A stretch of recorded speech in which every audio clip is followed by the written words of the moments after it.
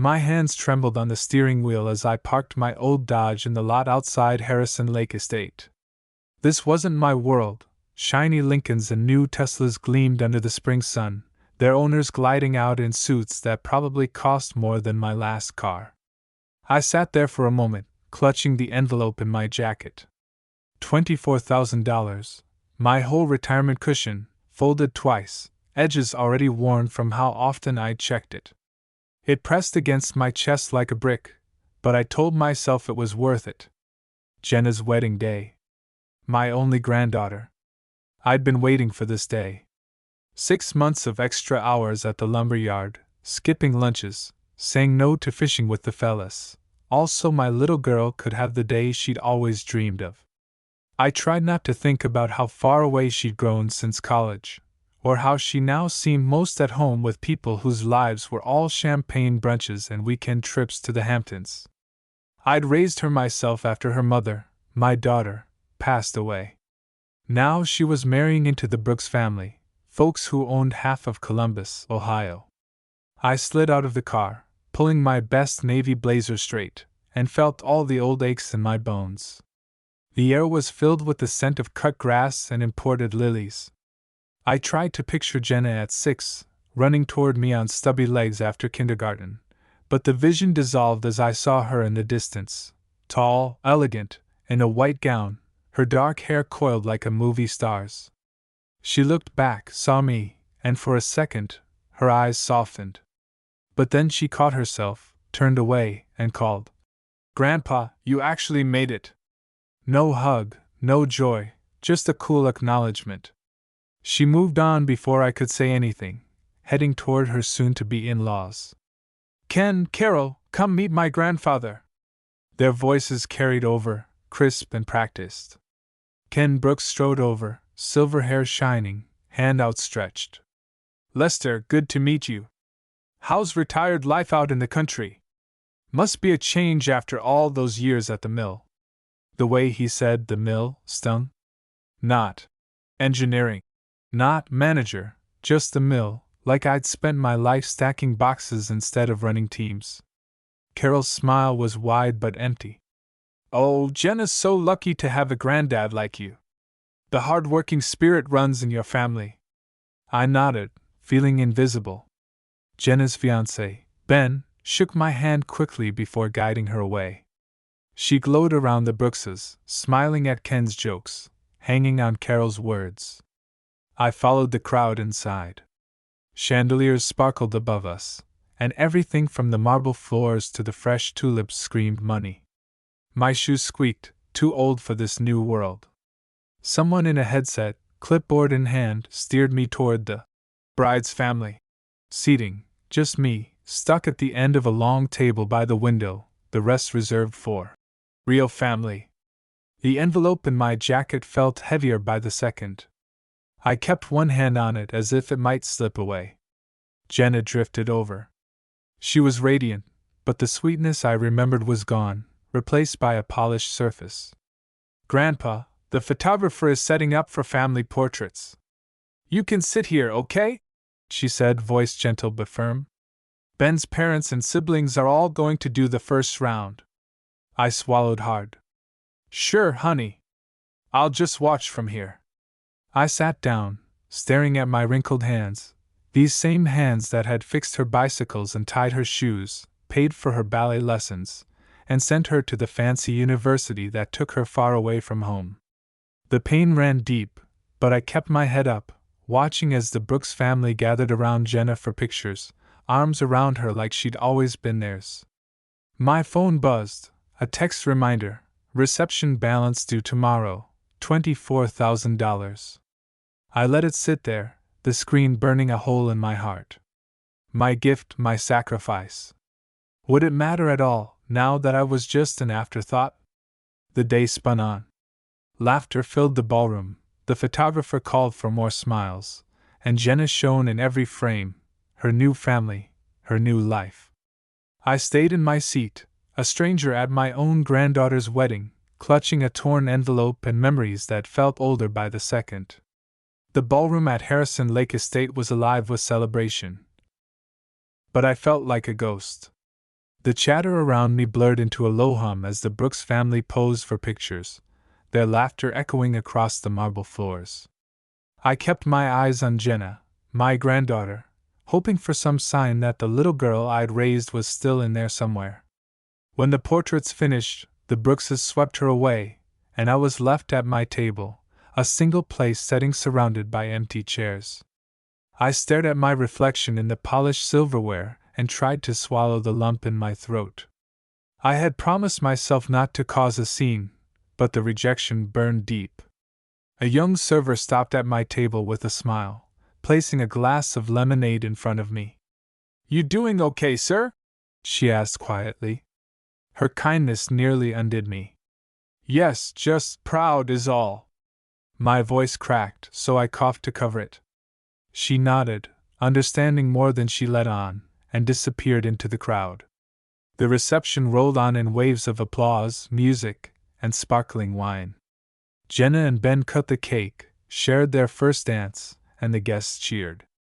I watched it all from my corner, a spectator at the event I had sacrificed so much for. Every detail around me seemed to mock my efforts.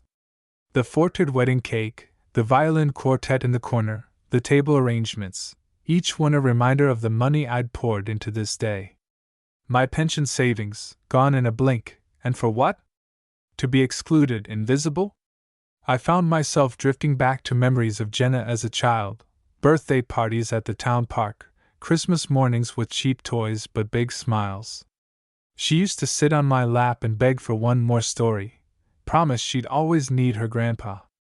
I thought those promises would last. Across the room, Ben's father, Ken, stood and tapped his glass for a toast. The room fell silent.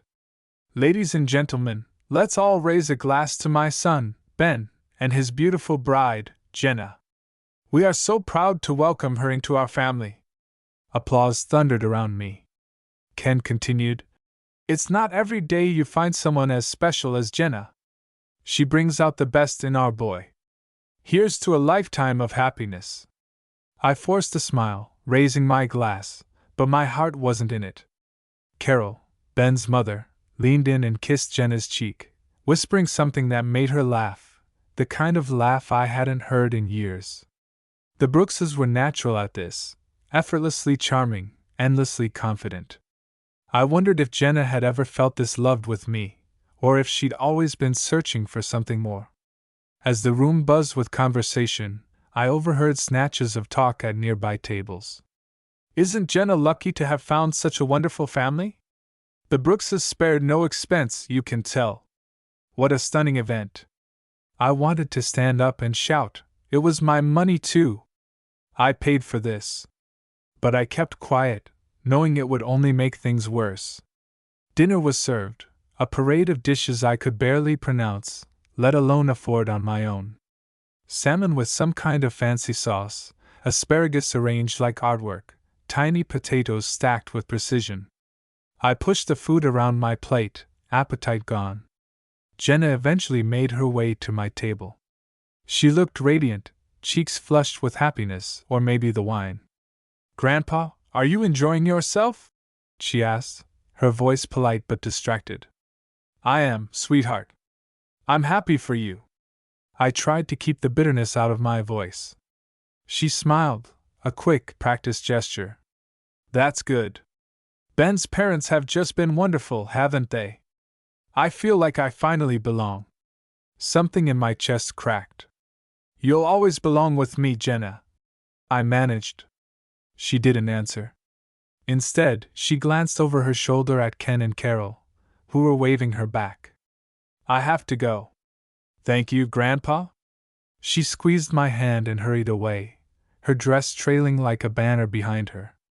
For a moment, I just sat there, staring at the imprint of her hand on mine, wondering if I'd ever get to hold it again the way I did when she was a little girl. As the evening wore on, the celebration ramped up, dancing, toasts, laughter.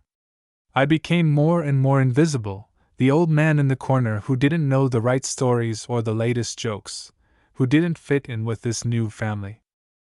My thoughts drifted to the envelope still tucked in my pocket. $24,000, and for what? To watch someone else claim the title of family? At some point, Ben's brother, Zach, plopped down in the chair next to me. You must be Jenna's granddad. Lester, right? He grinned, a little tipsy. Heck of a wedding, huh? The Brookses don't do anything halfway. I hear you put in a chunk for all this. That's real generous, sir. Respect. He clapped me on the back before stumbling off toward the dance floor. Respect. Was that what I'd bought? The word echoed as I watched Jenna pose for more photos, surrounded by the Brooks family, her new world spinning on without me. I glanced at my watch. Soon, the final bill would come due, and I'd be expected to quietly pay up and fade away. I looked around at the faces laughing, dancing, celebrating, everyone so sure of their place. I realized, maybe for the first time, that my place was somewhere else now. I was still Grandpa, but I was no longer at the center of Jenna's world. Maybe I never had been, not really. The realization hurt, but there was a strange peace in it too, a peace I hadn't known since Jenna's mother died all those years ago. I sat back, closed my eyes, and listened to the music. For the first time that night, I let myself be just a guest at the party, no longer the provider, no longer the hero, just a man saying goodbye to the role he cherished most. The night wore on, and the celebration only grew louder. I'd never seen so much champagne poured in my life, waiters weaving through the crowd with trays that sparkled like the city skyline. The Brookses seemed to know everyone. They slapped backs, shared old stories, and drew Jenna into every photo, every inside joke, until she glowed with their acceptance. From my corner table, I watched it all, every moment feeling like another step further away from the little girl I'd raised in a rented house on Oakwood Lane. I was proud of Jenna, truly, but pride felt like a thin shield against the cold ache spreading in my chest. Somewhere between the third toast and the fourth round of dancing, the event planner, her name was Madison, I think, brought over a leather folder and placed it beside my plate with quiet efficiency. Mr. Evans, when you have a moment, she said, nodding with professional courtesy. Inside the folder was the itemized bill for the reception: catering, flowers, music, photography, decor, each line a reminder of the price tag for love and belonging. My eyes found the bottom line: $24,000. My signature was needed on the last page, along with a check or payment authorization. I glanced at the empty seat across from me, where Jenna's mother should have been. For a moment I saw her there, smiling, reminding me that this was what we'd worked for all those years, to give Jenna a chance at happiness. But was this happiness, really? Or just expensive make-believe? I closed the folder, leaving it untouched for now. Instead, I stood and slipped out the side door for some air, the night breeze carrying the faint scent of lilacs from the garden. I wandered along the gravel path behind Harrison Lake Estate, past trimmed hedges and flickering lanterns. Fireflies danced over the water, and for a moment I let myself breathe, far from the noise and judgment inside. Memories pressed in, the time Jenna scraped her knee falling off her bike, and I carried her home, promising ice cream would fix everything. Or the night before her first high school dance, when I sat on the porch swing hemming her dress because either of us could afford a tailor. Every moment, every sacrifice, all leading here. My phone buzzed, a text from my friend Sam. You hanging in there, Les? Don't let him get to you. Remember, she's your granddaughter. That doesn't change. I smiled, grateful for Sam's bluntness.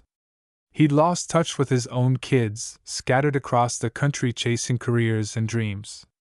Don't spend your life buying love, he used to warn. Give what you can, but keep a piece for yourself. I lingered by the water, trying to remember the last time Jenna had visited me out in the old farmhouse, maybe Thanksgiving. 2 years ago? After that, invitations got lost, calls grew short, and her world became bigger and shinier, leaving me in the rearview. The band struck up a slow tune inside. Through the windows, I saw Jenna and Ben spinning across the floor, her head thrown back in laughter. She looked happier than I'd ever seen her, and for a moment, my anger softened. Maybe this was what she wanted all along, a life I could never have given her, no matter how hard I tried. But as I turned to head back inside, I heard voices near the garden arch. I recognized Ken Brooks and his wife Carol, their silhouettes outlined by fairy lights.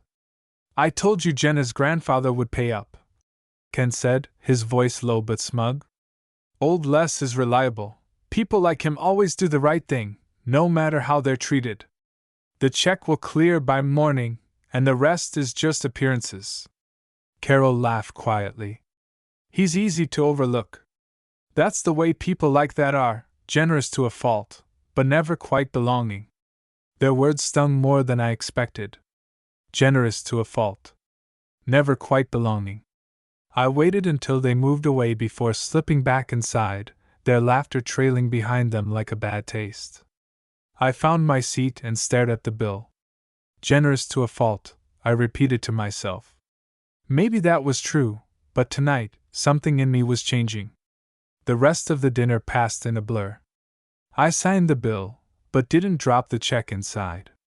Instead, I tucked it back into my jacket, feeling the crisp edge against my chest, my last piece of dignity. As dessert was served, Jenna came over again, cheeks flushed from dancing. "Grandpa, I hope everything's all right. Did the planner bring the bill over? The staff just wants to wrap things up before midnight." I met her eyes, searching for any sign of the child I remembered. "Jenna, are you happy? Is this the life you really wanted?" I asked softly, unable to keep the worry from my voice. She hesitated, then looked away. "It's the life I chose, Grandpa. You've always wanted the best for me. This is what I want." Her voice was firm, but her eyes seemed troubled. She squeezed my hand, just for a moment, before the band called for her and she hurried back to her new family. As the final song played and the night wound down, I sat alone, listening to the laughter and celebration swirling around me. The envelope in my pocket felt heavier than ever, a question I hadn't yet answered. Was it really too late to remind Jenna where she came from? Or was I the one who needed to learn to let go? I stayed long after most of the guests had filtered out, watching the cleanup crews sweep away confetti and box up leftover cake. The lights above the dance floor were dimming, their golden glow now faded and tired. Jenna and Ben left in a vintage convertible, trailing a string of cans, the crowd cheering as they disappeared into the night.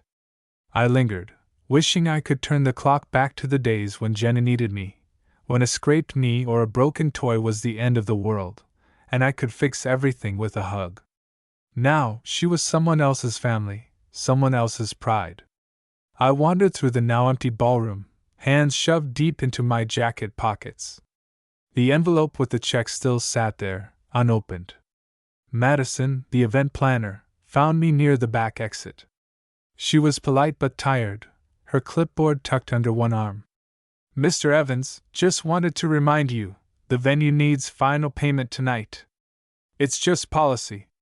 We can process it at the front desk." I nodded, feeling strangely detached. "Thank you, Madison. I'll be out in a moment." She left, glancing over her shoulder with professional concern. I stood in the quiet, staring at the room where I'd watched my granddaughter become a stranger. That was when I saw Ken Brooks by the bar, talking quietly with Antonio, the estate manager. Their voices were low, but I caught enough. "Not my problem if the payment's delayed," Ken said, adjusting his cufflinks. "Jenna's grandfather always comes through. If he doesn't, well, it's not my family's responsibility, is it?" Antonio shrugged. "The policy's clear. If there's an issue, we go to collections. No exceptions." They both laughed, the sound echoing across the empty space. I clenched my fists in my pockets, fighting the urge to say something. But what was there to say? This was their world now: rules, money, appearances. People like me were just stepping stones, wallets with legs. I walked out onto the terrace, the night air sharp and cold. The estate grounds stretched out before me, manicured lawns glowing silver under the moon. For a long time, I just stood there, letting the silence settle in my bones. Memories washed over me: Jenna's first school play, her college graduation, late-night phone calls when she was homesick and lonely. I'd been her anchor for so long, but now she was sailing into waters where I couldn't follow. Maybe that was how it was supposed to be. Maybe all parents and grandparents ended up watching from the shore as their kids drifted away. But it didn't have to happen like this. Not with bitterness. Not with humiliation. Not with a final act of generosity being treated like a business transaction. Back inside, I walked toward the front desk, the envelope heavy in my hand. Madison looked up expectantly. I set the check on the counter, then paused. Something inside me rebelled, a stubborn old pride that refused to be trampled. "Can you hold this until morning?" I asked quietly. "Just give me a little more time." She hesitated, then nodded. "Of course, Mr. Evans. I'll lock it in the office safe. We can finalize tomorrow." "Thank you," I said, meeting her eyes. "You've been very kind." She smiled, a little surprised, and tucked the envelope away. As I walked out to the parking lot, I felt lighter, but also a little lost. My Dodge was the last car left in the far corner, old and reliable, just like me. I slid into the driver's seat and sat in the dark, the silence pressing in. I pulled out my wallet and stared at an old photo: Jenna, maybe 10 years old, sitting on my shoulders at the county fair, both of us grinning like fools. It felt like a lifetime ago. That night, I drove home on empty highways, passing neighborhoods of darkened houses, each one hiding its own stories of love, disappointment, and letting go. My little house on Willow Street seemed especially quiet when I unlocked the door. The living room was just as I'd left it: faded couch, stacks of old magazines, a few photos of Jenna and her mother on the mantel. I sat in my recliner, the weight of the night pressing down on me. The check was still at the estate, locked away, the payment for a celebration that felt less and less like a gift and more like a surrender. What did I owe Jenna now? What did I owe myself? I poured myself a glass of water, staring at my reflection in the window. I saw a man who had given everything for his family and was being asked, finally, to give himself up too. The thought stung, but it also brought a kind of clarity I hadn't felt in years. I took out a piece of notepaper and started to write, slow, careful, the way my hands remembered from a lifetime of signing paychecks and birthday cards. "Dear Jenna," I wrote, "tonight I watched you walk into a new life. I hope it brings you every happiness. But I also hope, someday, you'll remember where you came from, and who stood behind you, even when you didn't notice. I love you. Grandpa." I folded the note and placed it on my kitchen table, next to my car keys. Tomorrow, I'd return to the estate. Tomorrow, I'd decide what kind of goodbye I wanted to give. For the first time in a long time, I slept deeply, the weight of decision finally lifting. Morning would come soon, with its own demands, but tonight, at least, belonged to me. The morning sun woke me earlier than usual, its pale light streaking across the kitchen floor. I sat at the table, staring at the note I'd written Jenna the night before. My coffee tasted different, less bitter, more grounding. I kept thinking about that envelope locked away at Harrison Lake Estate, about the words I'd heard from Ken Brooks, and about all the little ways I'd let myself become invisible in Jenna's life. A robin sang on the windowsill as I got dressed, put on my cleanest shirt, and slipped the old photo of Jenna into my wallet. I paused in the doorway, looking around at the house one last time: old furniture, faded curtains, 1,000 memories packed into every corner. It struck me that this place, humble as it was, held more real love than any ballroom ever could. The drive back to the estate was slow. I took the long way, winding through town, passing the school where I'd waited for Jenna every afternoon, the ice cream shop where we used to go after her piano recitals, and the park where I'd taught her to ride a bike. Everywhere I looked, I saw echoes of the life we'd shared. Harrison Lake Estate was quiet when I arrived, just a few cars in the staff lot. Madison greeted me at the door, her expression curious but gentle. "Good morning, Mr. Evans. Did you sleep well?" "Well enough," I said, and she smiled, sensing I had more on my mind. She led me to her small office, where the envelope waited, still unopened. "No one's touched it," she said. "Whenever you're ready." I sat down across from her, the check heavy in my hands. "Funny thing about money," I said quietly. "People think it's just numbers, but it's really time, sweat, memories, all piled up and counted out." She nodded. "I see a lot of families, Mr. Evans. Sometimes the money brings them together. Sometimes it tears them apart." I took a deep breath. "Could you do me a favor? If anyone asks, say there was a delay with my payment. I'd like to speak with my granddaughter before this goes through." Madison's eyes were kind. "Of course. Take whatever time you need." I called Jenna. It rang twice before she answered, her voice groggy. "Grandpa? Is everything okay?" "Jenna, honey, can you meet me at the estate? Just for a few minutes. There's something I need to tell you before I finish up here." She hesitated but agreed. "I'll be there in half an hour."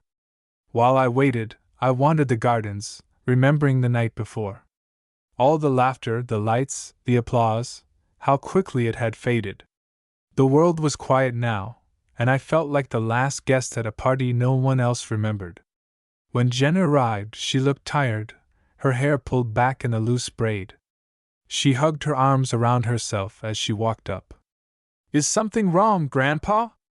I took a seat on a bench by the lake and gestured for her to sit beside me. "Jenna, do you remember the night your mom passed? How I promised I'd always take care of you?" She nodded, blinking hard. "Of course I do. I haven't forgotten, Grandpa." I smiled, but it was sadder than I meant. "I hope that's true. I watched you last night. You were beautiful. You have a whole new family now, a new life. That's good. But I want to ask you something. Do you really know who you are? Do you remember where you came from, or is all of this just a show for people who will never love you the way I do?" She was quiet for a long time, looking down at her hands. "It's complicated, Grandpa. The Brooks family, they make things easy. They open doors I never thought I'd walk through.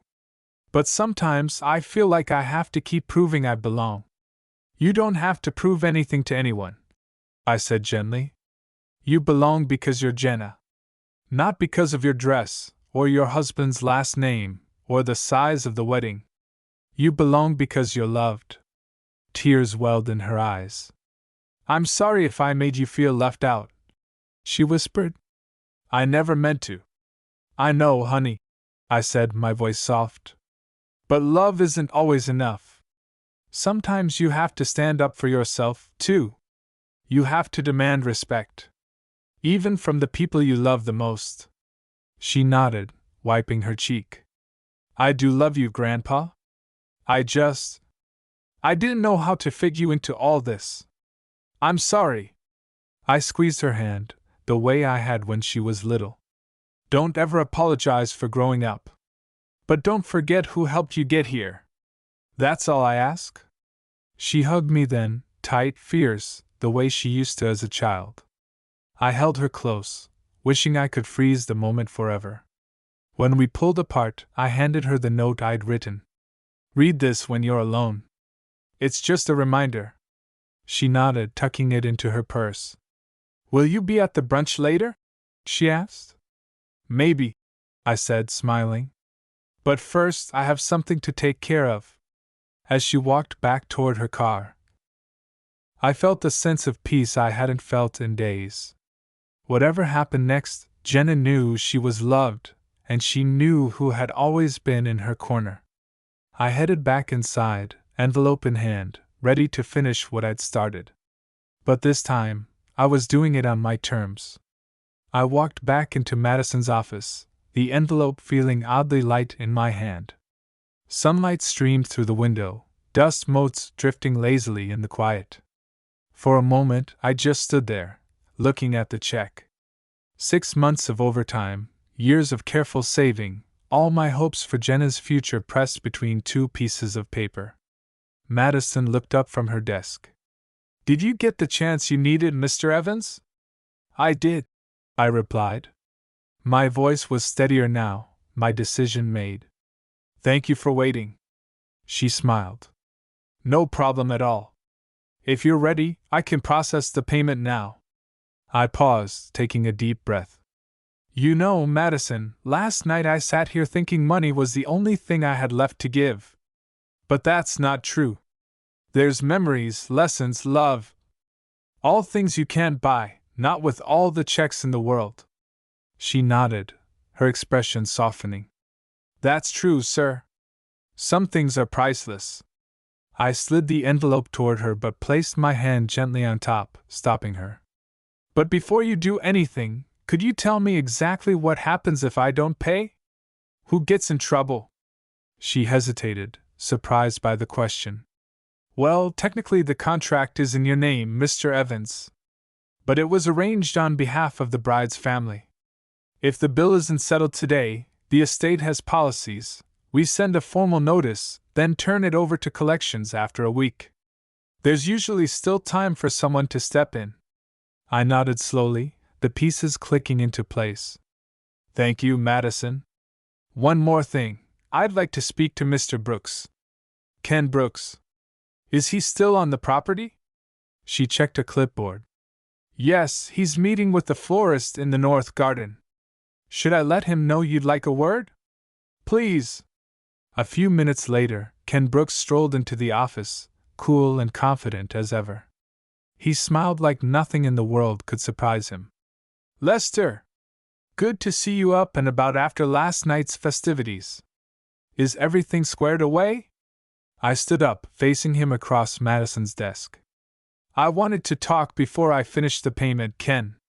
You see, last night I overheard you say something about how folks like me always do the right thing, no matter how we're treated." His smile faded a little. "I'm not sure I recall." I held up a hand. "Let me finish. You're right about one thing, Ken. I was raised to do the right thing. I was also raised to believe that family means respect, not just money. Last night, I watched my granddaughter become a Brooks. I watched her become part of your family. But I also watched you and yours treat me like a footnote. Like a bank account on legs." Ken's eyes narrowed, but he said nothing. Madison listened quietly, her hands folded. "I spent years making sure Jenna had every opportunity. I gave until it hurt, and then I gave some more. But there comes a point when a man has to remember his own worth. So, here's what's going to happen. The bill's not being paid today.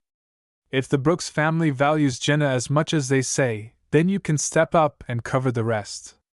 Or you can work out a plan, just like anyone else. But my part in this, my giving without gratitude, it ends now." Ken looked genuinely stunned for a moment, then recovered his smooth demeanor. "You understand, Lester, this could create an embarrassment for Jenna. For the family. Is that what you want?" "No," I replied. "What I want is for her to be respected. For her new family to show that respect with more than empty words and fancy parties. I'm done being invisible. If that's embarrassing, then so be it." He pressed his lips together, clearly annoyed. "We'll handle it," he said curtly, turning on his heel. As he left, Madison gave me a look of quiet admiration. "Not many people stand up to the Brookses, Mr. Evans. Especially not in their own world." I felt lighter than I had in months. Sometimes you have to, or you'll never get seen at all. I walked out of the office, feeling a sense of relief settle in my bones. The estate was peaceful in the daylight, the artificial glamour of the previous night washed away. I took one last stroll around the gardens, breathing in the smell of cut grass and damp earth. I realized I didn't regret my decision, not one bit. Back in the parking lot, I saw Jenna waiting by her car. She must have seen Ken storm out. She hurried over, worry written all over her face. "Grandpa, what happened? Is everything all right?" I smiled and squeezed her hand. "Everything's fine, Jenna. I just needed to make sure that the people who call you family are willing to stand by you for real, not just when the music's playing and the lights are on." Her eyes filled with tears, but this time there was pride in them. "Thank you, Grandpa, for everything. Even the hard lessons." We hugged for a long time, neither of us needing to say anything more.